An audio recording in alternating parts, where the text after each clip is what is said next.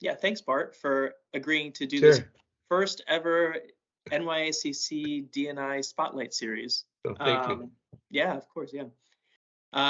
Yeah, I just wanted to, this series is set up to try and put a spotlight on various members of the NYSCC that normally we don't get to hear from. So, yeah, I'm really happy that you're able to do this with us. No, I appreciate you asking me. So good. Yeah, of course.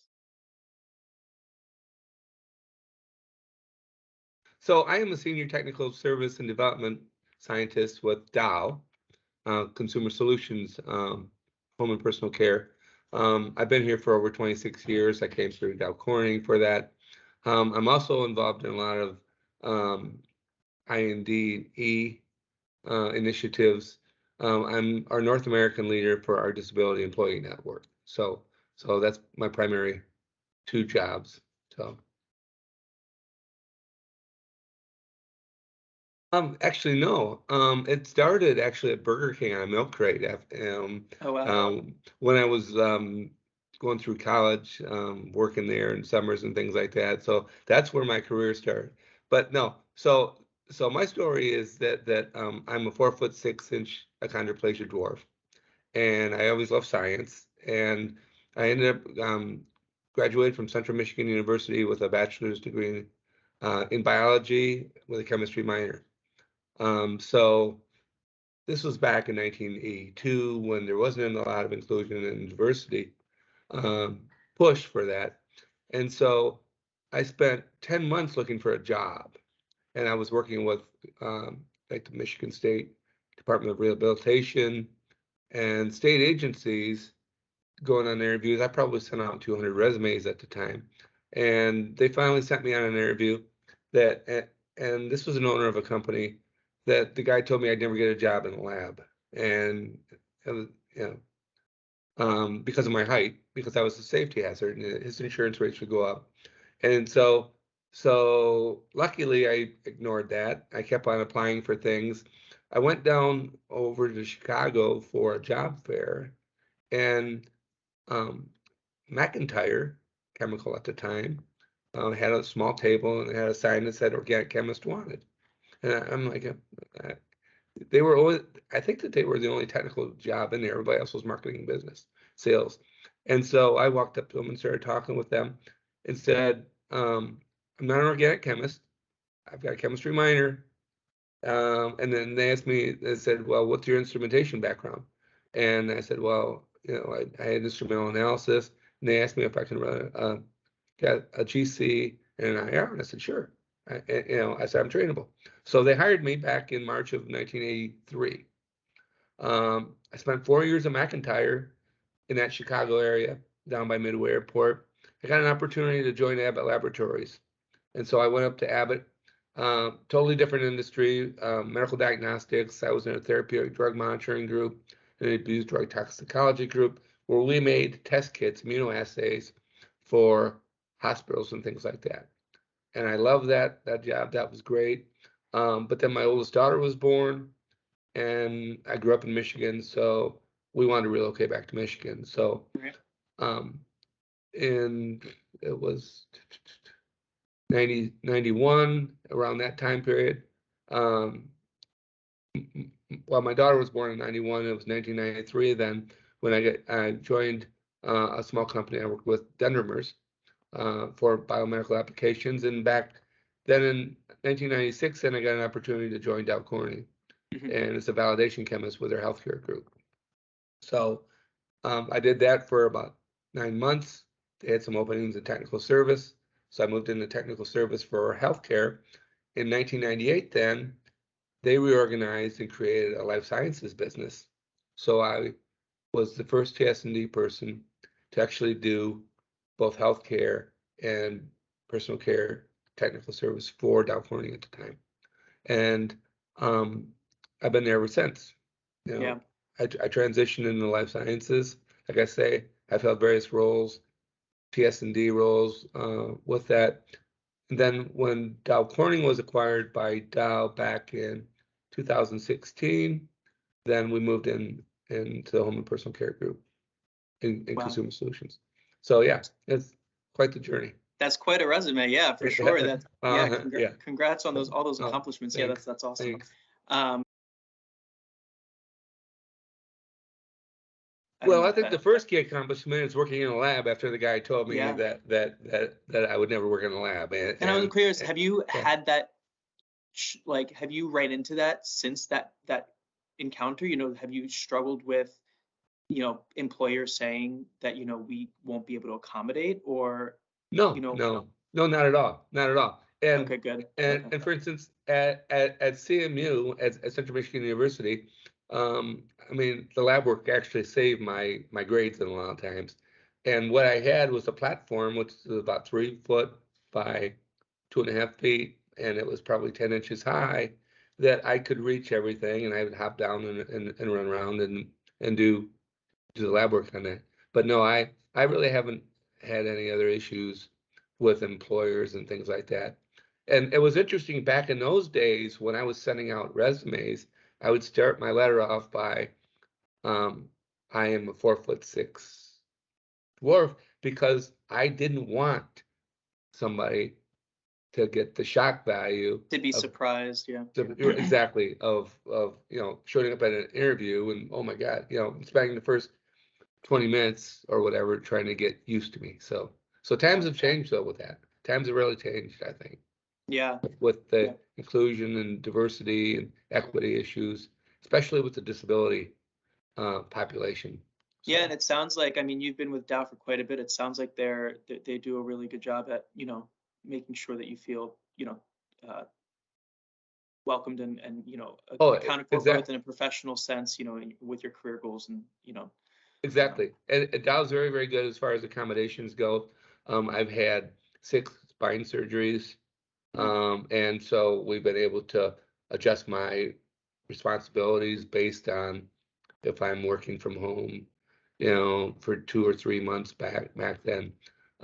Back in 2007, I had a spine surgery that knocked me down for a while. And instead of having me customer facing at the time, they moved me into a technology group in which I did development stuff, and I worked with R&D group stuff. So they've been really, really good as far as accommodations and things like that go. That's great. Yeah. No, and speaking of those affinity groups, I wanted to kind of touch on those, you know, affinity groups or these employee resource groups. You know, I wanted to get your insight on them and see, you know, how.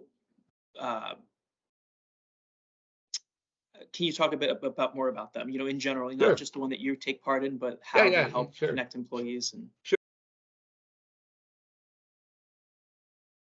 Sure. And Dow's got 10 employee resource groups, or we call them ERGs for short. These really provide opportunities for the employees to grow both personally and professionally. And what they do is they bring together people of shared experiences or people that want to be allies for specific affinity groups. You've got mentors in there. We've got executive sponsors, so there's a lot of really good visibility on that. And it really is intended to bring this all-in culture.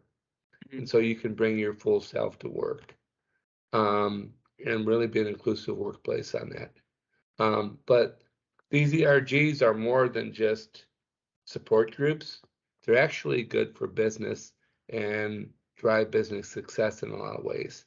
And because they're bringing in people with diverse backgrounds.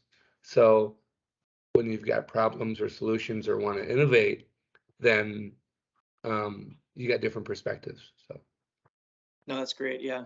And specifically your involvement with the resource group that you're in, you know, how has that been? And if you can elaborate on your specific experience. Sure. And so as far as our ERGs go and my involvement, I am the North American leader for our Disability Employee Network.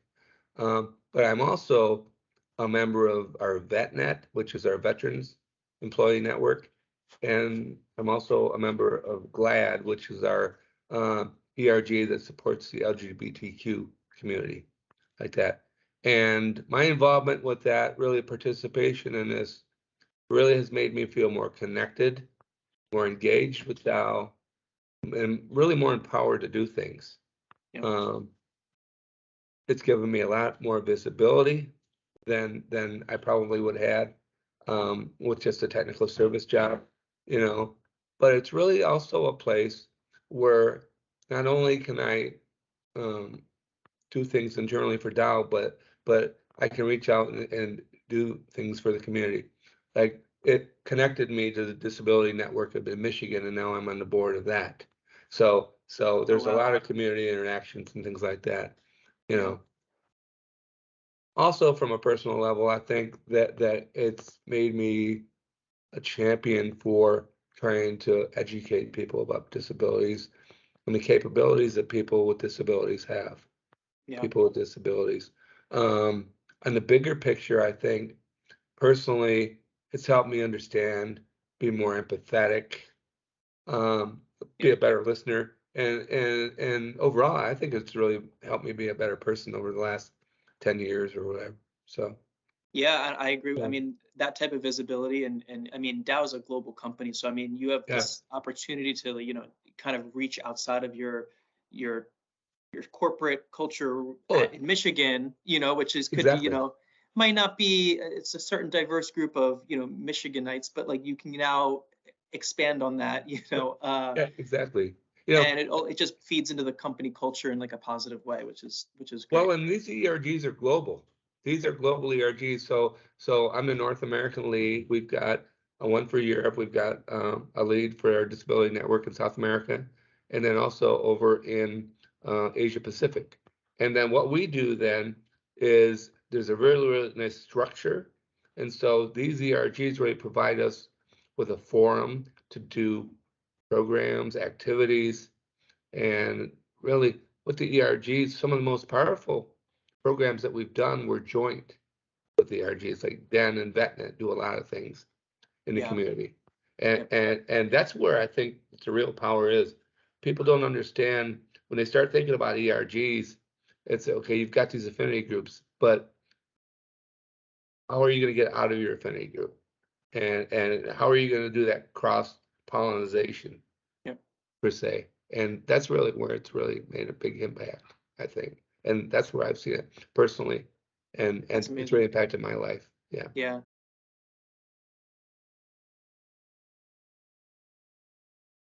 Because from my perspective, I think that it brings a voice for these different employee groups. Everybody's got a voice, and ensures that everybody's got a seat at the table, that everybody's valued.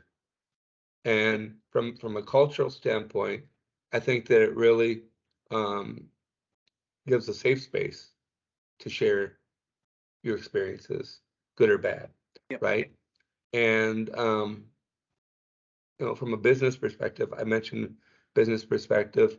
When you've got new projects or problems, you've got those different thoughts or experiences, and they bring in different ideas on that. And that's where I think companies see the financial advantage. I think that there's a lot of data out there that shows that companies with ERGs who are active um, have better revenues, better profits, and things like that. Yep. We do a lot with Disability In. I'm on their ERG leadership committee, so that's another organization within the disability community that you can reach out to and get ideas and things like that too. And then from the Dow perspective, I'll say we've seen in consumer solutions um, definite advantages, business advantages, and financial advantages for pulling in our ERGs. I mean, last year was very evident. Um, we had uh, our consumer solutions group partnered with our global affinity, African affinity network on that hair care texture kit that was presented at the NYSCC Suppliers Day Yep. that Dow did. We also did a similar program around our Dowcell 1686 resin, in which we were looking at GAN and learning from GAN how to create color cosmetics that are specifically targeted for that underserved market with individuals with darker skin tones. Yep. And that's been powerful. Once you pull in that type of information and get those perspectives. And from the Dow, you open up new markets. Like you oh open yeah, up markets that were not open up new markets, but open up markets that haven't been served enough. have been served, right? Yeah. And you're getting direct feedback on prototypes, on marketing kits, and this one, and what's neat about some of this, and from a Dow recognition standpoint, is both of these initiatives are up for an award for it's called the IChemE Global Awards, and there's a diversity and inclusion category, and we're two of the finalists for that, and that's pretty cool. So yeah, that's awesome. Yeah.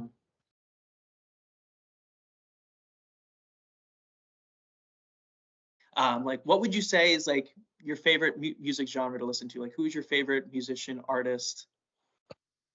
Well, that's easy. Okay. Well, there's two, Journey Okay, yeah. and Michael W. Smith. So a totally different genre, totally Yeah. different thing.